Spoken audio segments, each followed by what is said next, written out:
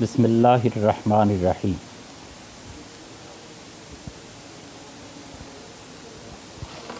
سورہ المائدہ صلح حدیبیہ کے بعد نازل ہوئی۔ معاہدہ صلح کے مطابق مسلمانوں نے اگلے سال عمرہ کرنے جانا تھا، اس لیے اس سورہ میں زیارت کعبہ کے آداب اور شعائر اللہ کی تعظیم کا درس دیا گیا۔ لیکن یہ سورہ ساتھ ساتھ یہ بھی بتاتی ہے کہ حالات اب تبدیل ہونا شروع ہو گئے ہیں اور اسلام عرب میں مستقبل کی ایک ناقابل شکست طاقت کے طور پر ابھرنے جا رہا ہے۔ اس حوالے سے اس سورہ میں مسلمانوں کو داخلی اور خارجی دونوں پہلوؤں سے مکمل اور جامع ہدایات دی جا رہی ہیں۔ یہ سورہ دراصل ایک بڑی غلط فہمی کو دور کرنے کا ذریعہ بھی ہے، اور اس غلط فہمی کا شکار پہلے یہود ہوئے، اور وہ یہ سمجھتے تھے کہ ہم اپنے نسلی برتری کی وجہ سے، خاندانی تفاخر کی وجہ سے ہم اقتدار کی ہمیشہ کے لیے اہلیت رکھتے ہیں۔ ان کو معزول کر کے جب اللہ نے اقتدار مسیحیت کو دیا تو مسیحی بھی اسی غلط فہمی کا شکار ہو گئے، اور وہ بھی یہ سمجھنے لگے کہ ہم اللہ کی اولاد ہیں اور اللہ کے چہیتے ہیں، اس لیے دنیاوی اقتدار اور اخروی نجات کے مستحق صرف ہم ہی ہیں۔ سورت کا آغاز اسی غلط فہمی کے ازالے سے ہوا، اور پہلے ہی الفاظ ہیں یا ایھا الذین آمنوا اوفوا بالعقود، اے ایمان والو اپنے معاہدے پورے کرو۔ معاہدے پورے کرنے کا مطلب یہ ہے کہ اب اقتدار مسلمانوں کے ہاتھ میں آ رہا ہے، اس لیے جن خرابیوں کی وجہ سے اللہ نے پہلے یہود کو اور بعد میں مسیحیوں کو اقتدار سے محروم کیا تھا، اور جن معاہدوں کی وجہ سے وہ اقتدار کے مستحق ہوئے تھے، اس کا حوالہ دیتے ہوئے قرآن نے کہا اوفوا بالعقود، کہ معاہدوں کی پابندی کرو گے تو دنیاوی اقتدار تمہارے پاس رہے گا۔ قرآن نے اس سے پہلے بھی یہ کہا اوفوا بعہدی اوف بعہدکم، تم میرے ساتھ کیا ہوا معاہدہ پورا کرو، میں تمہارے ساتھ کیا ہوا معاہدہ پورا کروں گا۔ اور اس صورت میں بطور خاص یہ بتایا کہ نہ اللہ کا کوئی رشتہ دار ہے نہ چہیتا ہے، بلکہ یہ کائنات تو کاز اینڈ ایفیکٹ کے قانون پر چلتی ہے۔ جو کوئی اپنے آپ کو اللہ کی جس نعمت کا حقدار ثابت کرے گا اسے دنیا میں، اور اگر آخرت کی نعمت کا حقدار ثابت کرے گا تو آخرت میں کامیابی ملے گی۔ جس وقت یہ صورت نازل ہوئی اس وقت داخلی حوالے سے اسلامی مقبوضات خاصی پھیل گئی تھیں۔ ایک طرف اسلام نجد تک پہنچ گیا تھا، دوسری طرف حدود شام تک تھا، تیسری طرف بحر احمر تک، اور چوتھی طرف مکے کی وادیوں تک پھیل چکا تھا۔ مکے والوں سے جو معاہدہ ہوا وہ اس بات کی علامت تھا کہ مکے والے اس بات کے لیے تیار ہیں کہ مسلمانوں کو بحیثیت ایک اجتماع، ایک جماعت اور یا ایک ریاست کے طور پر تسلیم کریں۔ صلح حدیبیہ کو فتح مبین اسی حوالے سے کہا گیا تھا کہ اس معاہدے میں اگرچہ بہت سی شرائط مسلمانوں کے حق میں بظاہر نہیں تھیں، لیکن اس معاہدے کی روح سے یہ ہوا کہ مشرکین مکہ جو اب تک یہ کہتے تھے کہ مسلمان صابی ہیں، یعنی اپنا آبائی دین چھوڑ کر چلے گئے ہیں اور یہاں سے بھاگ گئے ہیں، ہمارے بھاگے ہوئے شہری ہیں، ان مسلمانوں کو، اور وہ خواہ مہاجرین ہوں یا انصار جو ان کے دین پر آگے تھے، ان کو ایک قوت، ایک قوم، ایک ملک اور ایک حیثیت کے طور پر برابری کی سطح پر تسلیم کیا گیا، کیونکہ معاہدے برابری کی سطح پر ہوتے ہیں، محکوموں کے ساتھ معاہدے نہیں ہوتے۔ اسی لیے صلح حدیبیہ کو فتح مبین کا نام دیا گیا۔ چونکہ داخلی طور پر مسلمان اب مستحکم ہو گئے تھے یا ہو رہے تھے، اس لیے اس حوالے سے بہت سے احکام اس صورت میں دیے گئے، اور کچھ اس سے پہلے آ بھی چکے تھے۔ مثلاً یہ کہ اللہ کی توحید کا اظہار جو کہ نماز با جماعت اور مساجد کے نظم سے ہوتا ہے، یہ تمام علاقے میں قائم ہو گیا تھا۔ نکاح و طلاق کے مسلمانوں کے اپنے قوانین رائج ہو گئے تھے۔ خرید و فروخت کی جائز اور ناجائز صورتیں متعین ہو گئی تھیں۔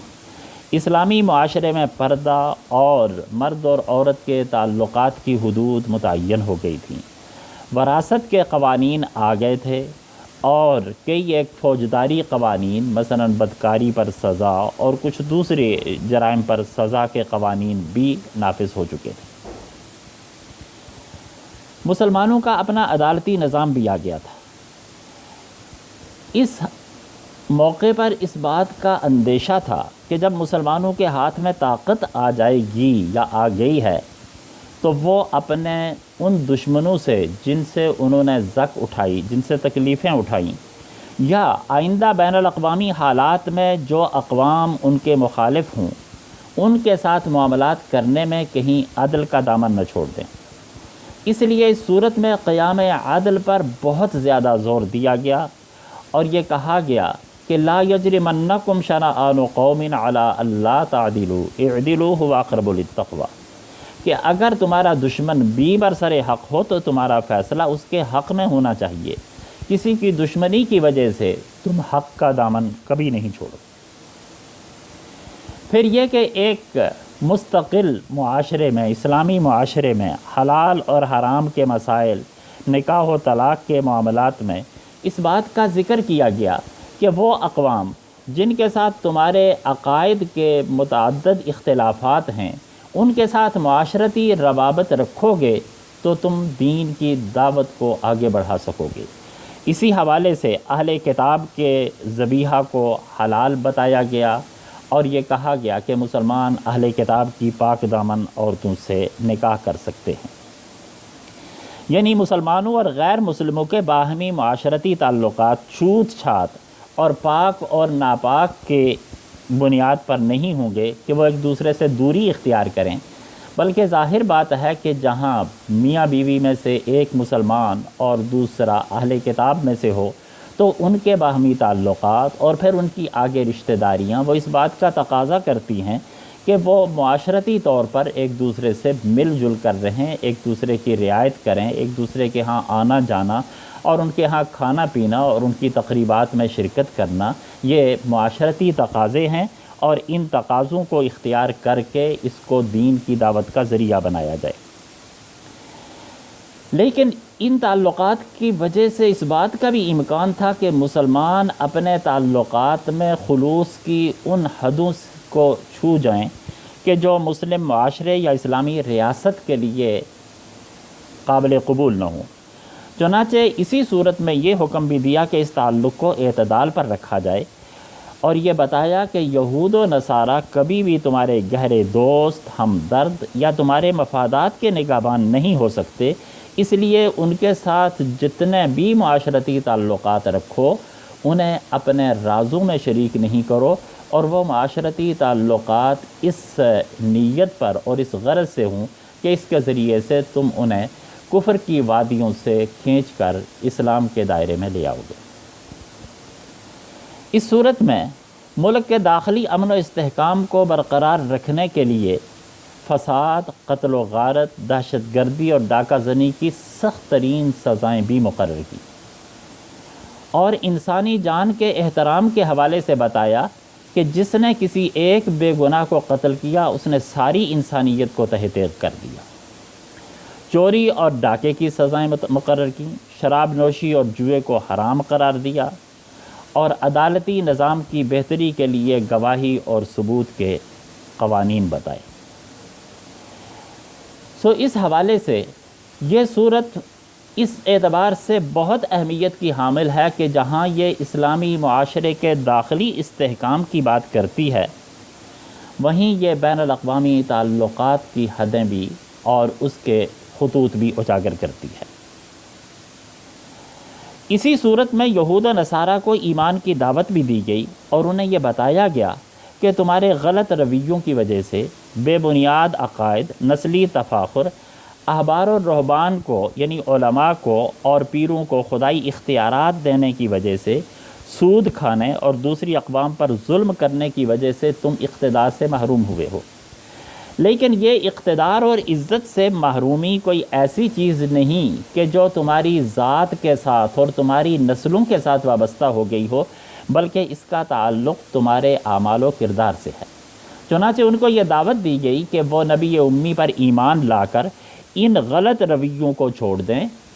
اور وہ نسلی تفاخر سے باز آ جائیں،